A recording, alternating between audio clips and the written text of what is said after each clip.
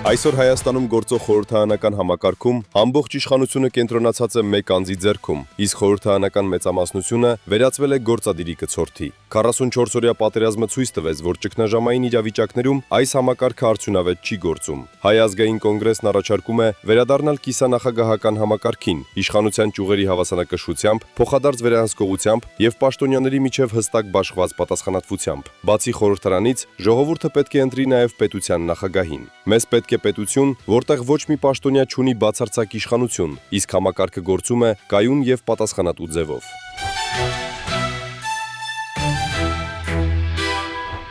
Սիրելի հայրենակիցներ,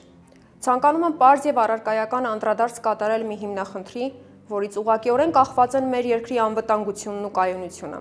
Խոսքը պետական կառավարման համակարգի մասին է։ Այսօր Հայաստանում գործում է խորհրդարանական կառավարման մոդելը, աշխարհում որևէ երկրում չգործածվող երաշխավորված մեծամասնության սկզբունքով։ Ինչ է սա նշանակում գործնականում։ Սա մի համակարգ է, որտեղ ամբողջ պետական իշխանությունը եւ առանցքային որոշումներ կայացնելու մենաշնորհը կենտրոնացված են մեկ անձի՝ վարչապետի ձեռքում, իսկ խորհրդարանական մեծամասնությունը վերածվել է գործադիրի կամքը կատարող կցորդ մարմնի։ 44-օրյա պատերազմը հստակ ցույց տվեց, որ ճգնաժամային իրավիճակներում խորհրդարանական համակարգը կաթվածահար է լինում։ Պետությունը չի կարող արդյունավետ կառավարվել բյուրոկրատական քաշքշուկներով եւ հավաքական անպատասխանատվությամբ։ Ահա թե ինչու է Հայ ազգային կոնգրեսն առաջարկում վերադառնալ կիսանախագահական համակարգին։ Սա այն փորձված մոդելն է, որով մենք ժամանակին պետություն ենք կառուցել եւ հաղթանակներ կերտել։ Կիսանախագահական համակարգը երաշխավորում է իշխանության ճյուղերի հստակ տարանջատում, գործառույթների բաշխում եւ փոխադարձ վերահսկողություն։ Մենք կունենանք ժողովրդի կողմից ուղղակիորեն ընտրված ուժեղ մանդատով օժտված նախագահ,